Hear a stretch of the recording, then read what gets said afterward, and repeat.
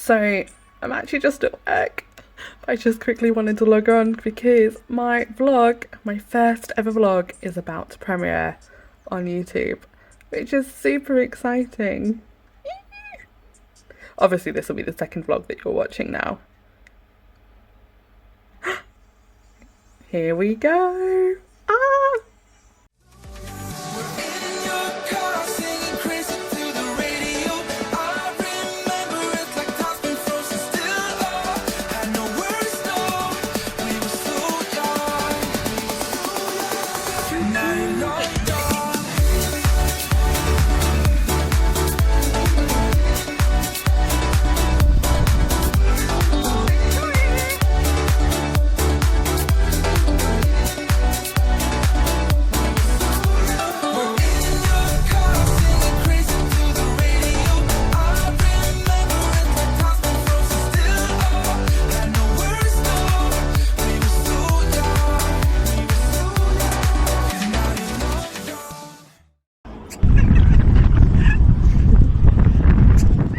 Morning. So it is Tuesday morning.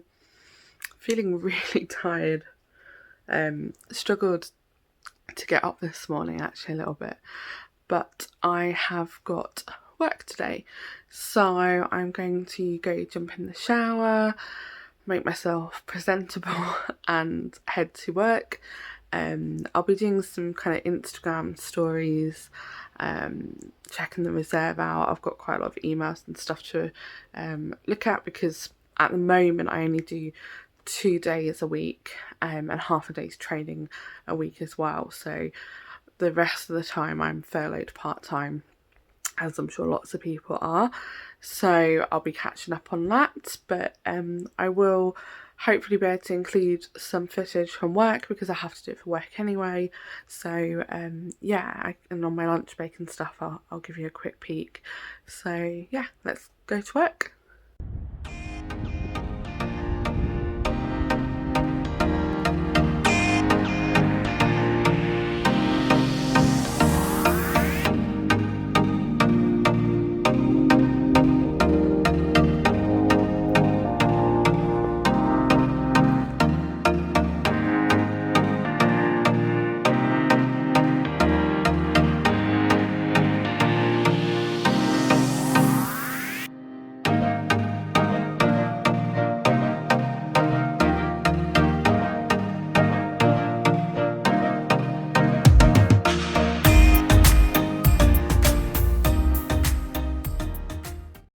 So this is one place that I love to come when I'm here at work. I've just been doing some filming for our Instagram channel. This is the sailing lake and it's a really beautiful place for sunsets. Just watching the ducks. There's a couple of coots. So yeah, this is kind of what I get up to, as well as doing my sort of day-to-day stuff in the office and sorting bits out and preparing events and things. At the moment, really, I'm here to keep an eye on the site, make sure everyone is safe. Obviously we have visitors still coming because we're local to some places like Lackford, and yeah, just sort of make sure everything is good. I've come across this beautiful songthrush. Now a songthrush will do mimicking other birds' calls, so you might be able to hear it does a few different calls and then it changes. Now it'll change.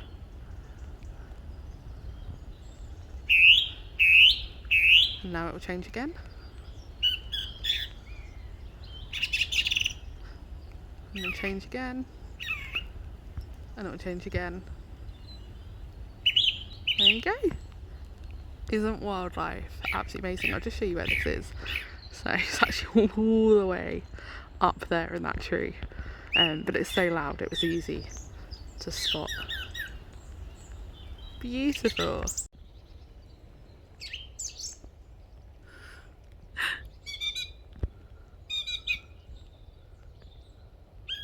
Just love listening. It's me and my friend the songthrush.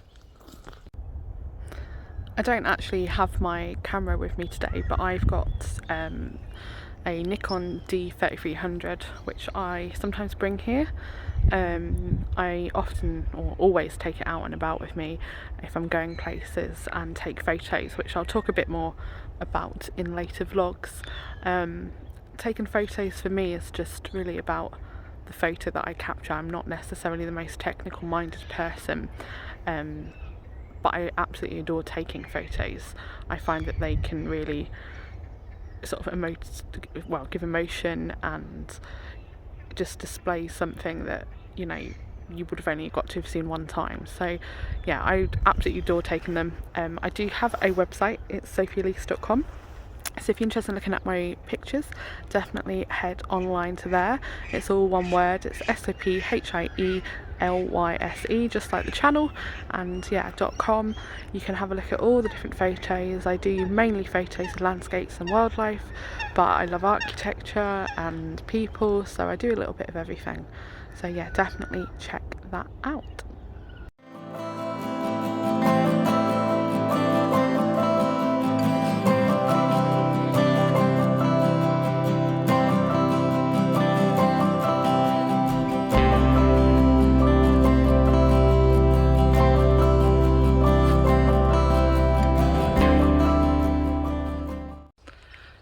So I've just come down to Sayesbrook to see the sunset, which is absolutely gorgeous. But yeah, just while I'm down here, just want to tell you a bit more. So I've been in my role 4 years this year at the Trust. That's my full-time role. Before that I actually did a maternity position and I did an internship, and before that I did 4 years at university studying zoology. So it took me a little while to get where I am, but I absolutely adore my job. Very, very lucky that I get to come to the nature reserve, come to beautiful places like this. Normally I would be teaching children, talking to adults, showing people kind of what's going on around the reserve, running events. So my job's a very sociable job, so it's been quite hard during the pandemic. I think for everybody it has been, but I've been ever so lucky to be fully supported by the Trust. Even when I've been furloughed, been paid full wage, I've managed to keep my job, as most people have with the Trust. In fact, I think almost everybody. So yeah, just really, really lucky that I get to work for such an amazing place, an amazing company, or charity I should say, and I get to spend my time outdoors.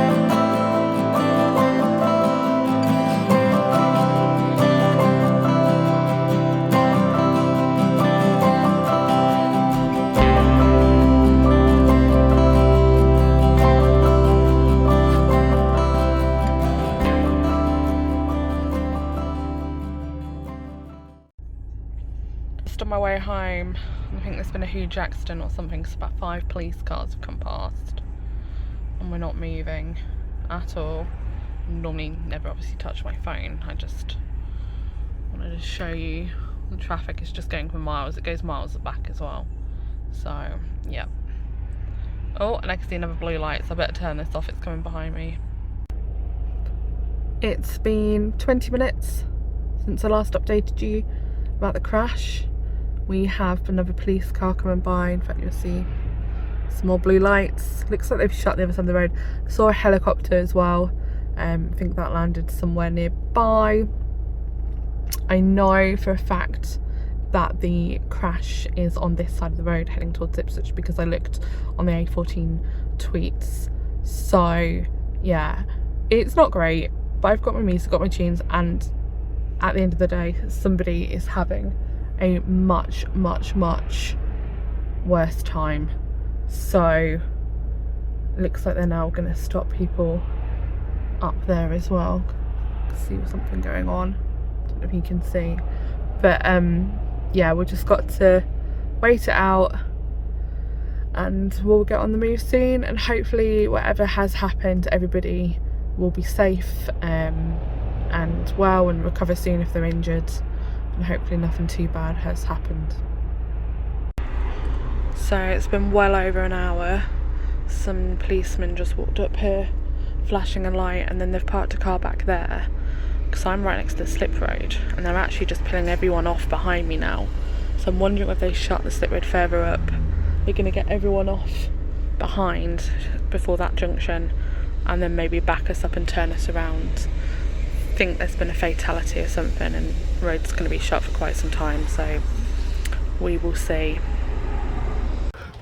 Oh my god, just clear it off my face. Just had the most stressful shopping experience. I'll explain all when I get in the car.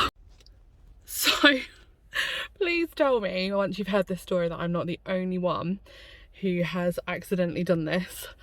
So I'm on my way home from work and I got to the shop. I'd been on the phone with Chris about what we needed for dinner. Got my trolley, went into the shop, was like doing my thing. I was on my phone like asking Chris like, what do we need, blah, blah, blah. And like I was looking around and I was getting a few looks and I was like, tell me what's going on. Oh, it's going dark. Sorry, you can still see me. And all of a sudden my heart dropped and I felt sick, and I realised I was walking around not wearing anything, no mask, nothing. Quickly checked my pocket, had no mask in my pocket. I had like shopping in the thing. Luckily I had my scarf, so I like pulled it up around my face, like pulled it up right over here and under here, and like the rest of the time I was just feeling so panicked that someone was going to come over, kick me out of the shop, and I was like, oh my god. So yeah, it was really stressful. And then like as I was paying, like I was at the thing and this guy like came right up next to me. I was like, can you stand back please? And he like and then like as like just before I was about to pay, he like came right close again and I was like, move. So yeah, anywho, I am going to go home. I feel like this vlog has been a really stressful one with like just traffic and issues. Hopefully it's not the most boring content ever, and yeah, we'll get up to some other stuff this week as well, but I'm gonna try and de-stress. It is just about to hit 8 o'clock. I left work at 5. I only live 35 to 40 minutes away. Sorry, the lighting's really bad. There's no street light here, but I am home. They did turn us around in the end, and then I just followed blindly everybody else. Oh, here I come again. So yeah, home now, just about to head indoors, and Chris hopefully has cooked dinner. You eating the spaghetti? Is it good? I'm seasoning. It's seasoning. Watching The Office. Relationship goals. After my horrendous journey, I'm gonna go change and then yeah, tuck into this. I think it's supposed to be carbonara, veggie one. So yeah, can't even climb the stairs, I'm so tired. Welcome back to my glamorous life. I think the last that you guys saw was probably me having a panic in Tesco after accidentally walking in without a mask. Quite successfully, by the way. Nobody stopped me, nobody asked. It wasn't until I was pretty deep in the vegetable section that I actually realised, and thankfully had my scarf. Anywho, it's the day after. Not been feeling great today, so haven't really vlogged much. Going to do some more vlogging over this weekend. I'm going to be doing a bit of a thing about the wedding. I'm just going to kind of chat you guys through that. So that'll probably be the next thing that you see. But I'm just watching Vampire Diaries. So on season 2, I did watch this originally when it first came out, and I don't know if anyone else has watched the Vampire Diaries. When I first watched it, I was very much team Stefan, very much like Elena and Stefan for life, like very into that. All about this man, all about Damon. Which one are you trying to save? Really, well, I know what happens because I've watched it, but yeah, definitely rooting for team Damon now instead. So there you go. If you watch it, let me know who you vote for, or root for rather, below. And yeah, but definitely Team Damon.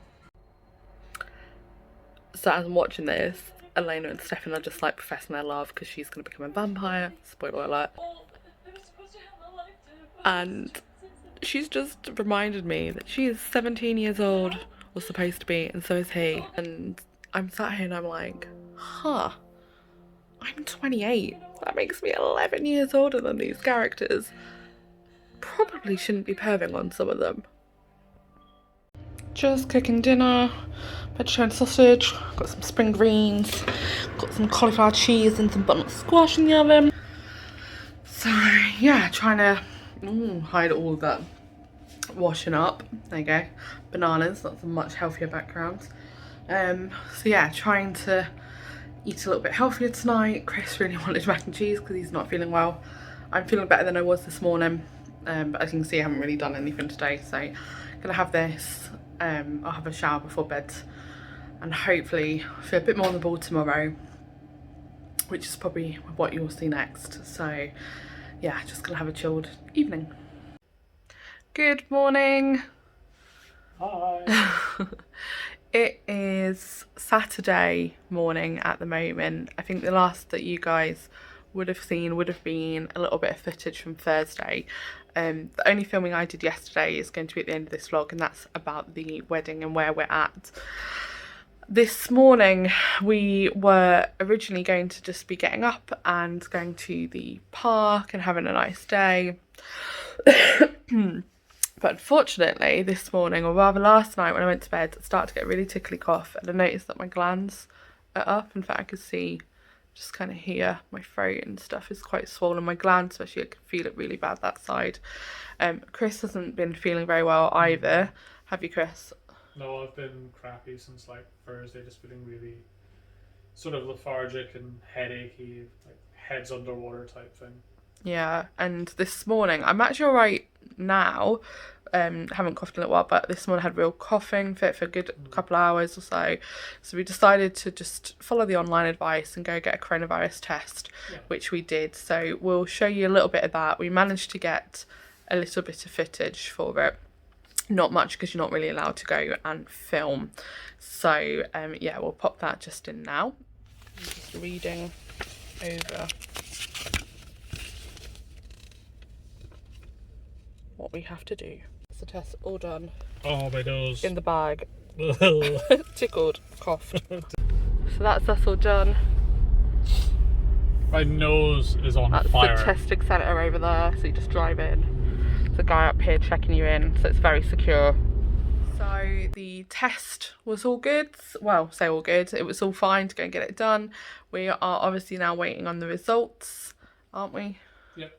So as soon as we get the results, we'll let you know. We might do a bit of filming this afternoon in the garden with the gimbal, just giving it a test with Buddy, but it depends how I feel. At the minute, I just feel like I just want to eat rubbish, to be honest, and curl up on the sofa, which is not the best content for a vlog. And I think that's basically how you feel as well, isn't it? Yeah, I'm gonna go get some Starbucks delivered. Yeah, so that's kind of where we are at the moment.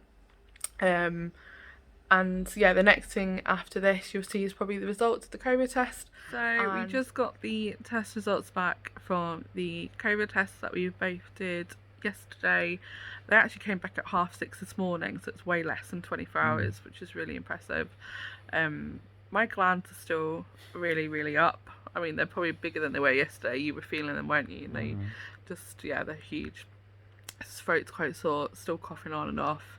You feel a bit crap still. Yeah. But they were negative. So not corona, just plain old tonsillitis or flu or Any of these lovely things. Any of these other lovely bugs. But yeah, much better. Yeah. So all is good. And then there'll be me talking about the wedding. Hopefully you're enjoying this week's vlog so far and having a look at all the kind of daily life things that Chris and I have been up to this week. One of the things that we said we would have a little chat about was the wedding. So what we thought we'd do is I would kind of give you a rundown briefly of where we're at. We might save like a proper wedding video for another time, where we tell you a bit sort of about what we've booked and what's going to be happening on the day, or what's supposed to be happening. So I'll give you a little bit of background. So Chris proposed to me in 2018, I think it was January. Yeah, 2018 in January. And it was beautiful, and again I'll tell you all of that another time. And basically we decided we wanted to get married in 2020. It had a really nice ring to it, so we decided we wanted to get married on a bank holiday weekend. Chris is from Scotland and I am from England, so enable for all the family to come up because we always wanted to get married in Scotland. We thought we'll go for a bank holiday weekend, which would allow everybody to have a nice relaxed time. So we decided the 2nd of May 2020 would be our date. We actually booked our venue quite far in advance. We even booked the caterer and the band, all with about 2 years to go. So the whole time from when we got engaged to when we were getting married was going to be just over 2 years. Go fast forward to the end of 2019, and by that point we obviously hadn't really sort of heard of corona. Ironically, it was something that actually I'd sort of seen. I remember even saying to Chris, and Chris will tell you, I often am always sort of scrolling the news and having a look at what's there, and I remember seeing it was like Chinese like virus, and it was like right at the bottom of the thing, and it was like talking about how it was getting worse, and I was like, have you seen this? And Chris was like, what are you worrying about? It's like China. And then roll on 2020. So New Year came, and all of a sudden everything went from like 0 to 100 in terms of the wedding and in terms of everything else that happened last year as well. So we had to go up to register the wedding. So if any of you have ever been married or are getting married, one of the things that you have to do is you actually have to, by law, say that you're going to be getting married. And we had to do this. Now in Scotland it's within 30 days or so, so it had to be no, not 30 days, I think it was 6 days, so it was about 2 months before. We couldn't do it till, but we had to do it between then and the wedding day. So we decided to go up because it's sort of normally our time we go up anyway around sort of the beginning of March.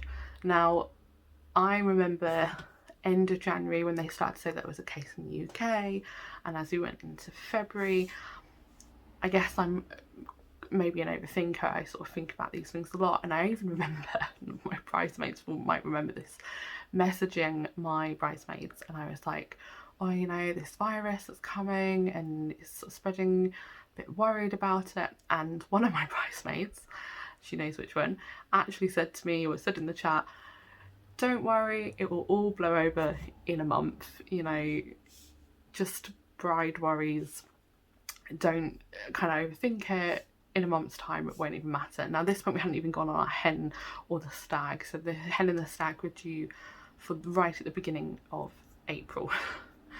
So it got to the beginning of March and I was getting a bit more concerned, but everyone was like, don't worry, it's going to be fine, they're going to sort this thing out.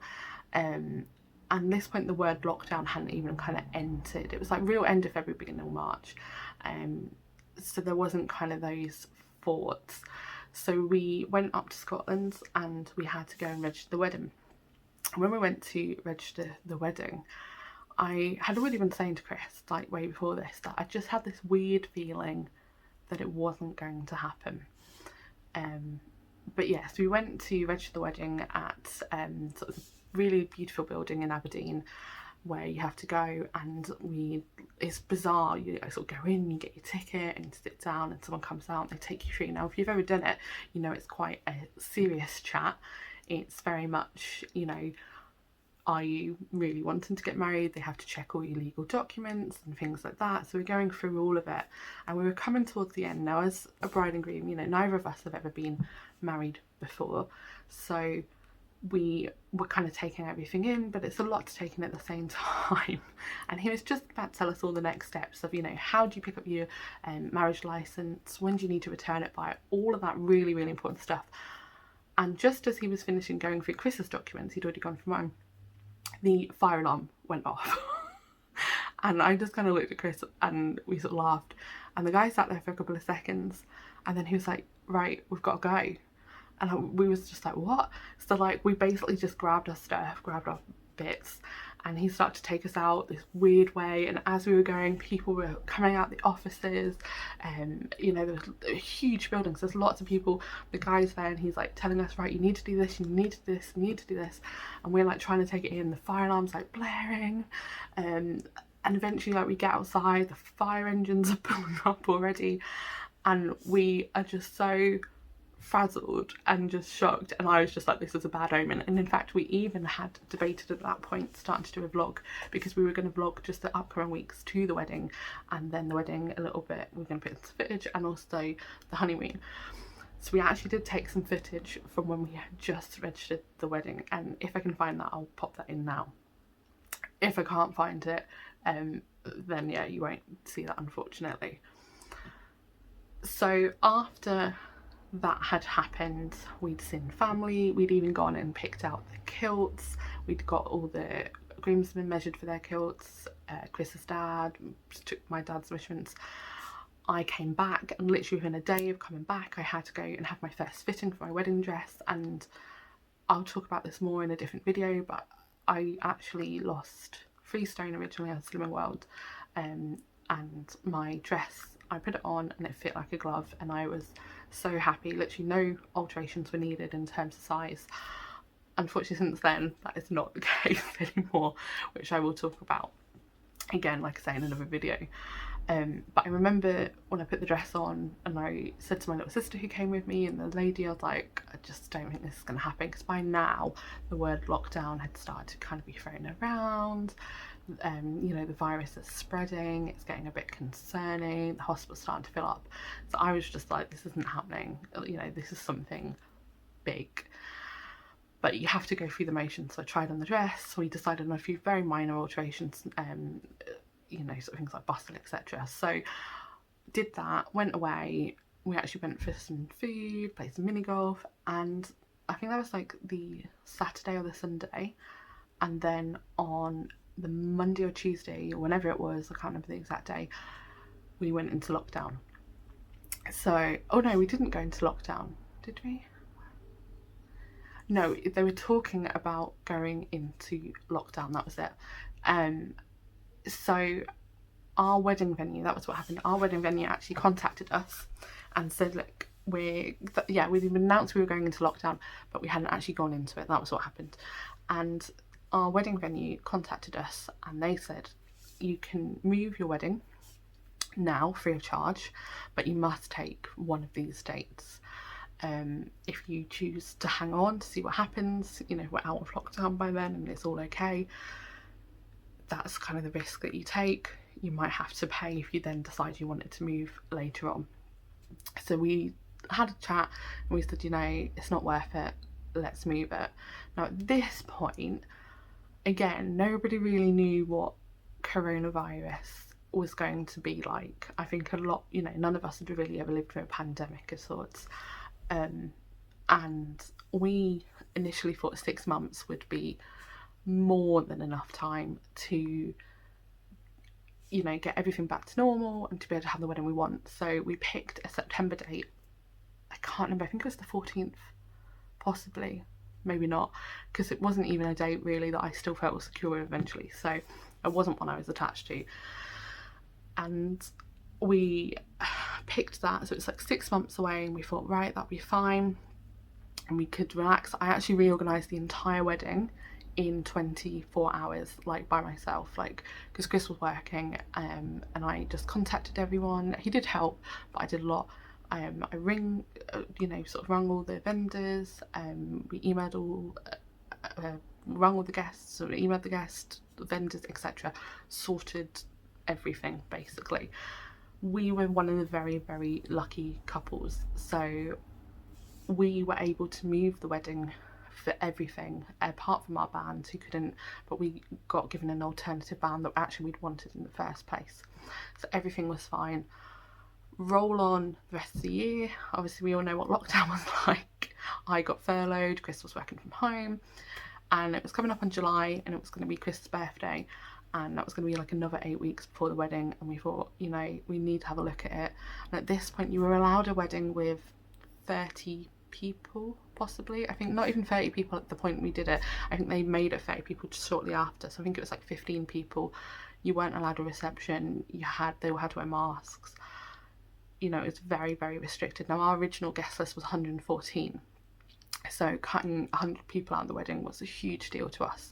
Now, a lot of people say, well, you could have just got married and then had the big party later, but for us, that's not what a wedding is about. A wedding for us is about bringing our family and our friends together and having, you know, a time to celebrate us and them. So we really didn't want that, and we, you know, still have made those decisions based on what we really want, and we don't want to sacrifice anything for our big day. Now, some people would have, and that is fine. You know, it's everybody is different, and I think that's what I've learned most, is there's no right or wrong. So I think it was about the weekend before Chris's birthday, we just had a chat and we said, look, it's not what we want, we'll move it again. And actually, again, our vendors had got in touch with us because they knew that, especially in Scotland, it was much different. In Scotland, you're only allowed like 10 people or something ridiculous. So Sarah from Barrow Barnes got in contact and she said, look, you can move again, but again, you have to go for one of these dates. And obviously she was offering all of these dates to every couple, so again it was like, oh my gosh, just choose one. So we chose a June date for this year, and again, everyone moved. We're very lucky, we've got full wedding insurance, platinum insurance, which we haven't had to use. That's been moved to every date. So compared to some brides and grooms that have lost their venues, there's a girl that I know that was getting married at the same time as me, and she actually lost her venue, and I just felt awful for her. There are other people that have had to, you know, sort of lost so much money, thousands of pounds. So we have been extremely, extremely lucky, and I know that. But it doesn't make it any easier. I think it's hard because you want to be as positive as you can and as sort of beat as you can, but it is in the back of your mind, is this ever going to happen? And you know, why is this happening to me? My friends got married, they had the day they wanted and deserved. My sister got married, she had an amazing day. You know, why can't we have the day that we dreamed of? But at the same time, there are thousands of other couples going through this, and ultimately it's the middle of a pandemic and people are dying, so you don't want to feel guilty because it feels selfish, but it is a big important thing. And I think that's something that having sort of the wedding chats online has been really useful for, because it's people that understand and know what it is and what it's like to go through. Anyway, I might have to make this a whole video by itself. Roll on to this year where we are now. Obviously we're still in lockdown, and the third lockdown, we're just coming out now. We've basically decided, again, we can't do anything until that sort of 8 weeks before. So we'll get to that 8 weeks mark and we'll do exactly what we've done the last 2 times and decide what is best for us, whether it's moving it again or whether it is going ahead with smaller numbers potentially. For us, we've said we couldn't do it with less than 30 people. There's 30 people that are very important to us, and we just wouldn't feel comfortable going ahead without them. And so that's kind of where we are at in terms of the wedding. You know, people always are asking us, our guests want to know, and that's fine, and we wish we had more answers to give people, we really do. We really feel for our guests that have booked accommodation and flights and maybe have lost out money because it's not what we wanted. We wanted this to be a celebration and for them to have a really nice time. But hopefully in the end, you know, the people that we can have there will be there, and people that we can't have there will understand. And yeah, we've just got to get on with it, I guess, and look forward to the future. I think for us there is kind of a time frame on it. We wouldn't want to keep pushing it. I definitely don't want to push it any further than really this year, potentially. You know, Chris and I, he's going to be 30 this year, I'm 29 this year. We've definitely spoke about buying a house, and you'll see some of that either in this vlog or the next vlog. I'm not sure which one we're going to put it in, depends how long this chat is. And we also, you know, want to go on to have children, and the longer we wait, the longer all of that gets put back. Plus we have grandparents and they're not getting any younger. In fact, unfortunately, I lost my granddad to coronavirus at the end of last year. And although he was really old and he had an amazing life, it was horrible. And he wasn't going to make the actual wedding itself because it was too far away, but it would have been really nice to have had some photos with him and been able to sort of put my dress on, or at least show him them. And obviously that's gone now. We don't want that to happen with any of, you know, the grandparents that we have left. So big decisions to be made. We'll see what happens, but we will keep you updated. We'll take you with us. And if there are any pandemic brides and grooms out there that are going for this, have any questions, or, you know, just want to get in touch with support, would love to hear from you. So comment below, get in touch, because yeah, it's not easy, but we will get through it. So yeah, hopefully that kind of brings you up to speed on our wedding. But thank you again for watching. Make sure you subscribe, make sure that you click that bell and follow along for future vlogs, and yeah, we will see you soon.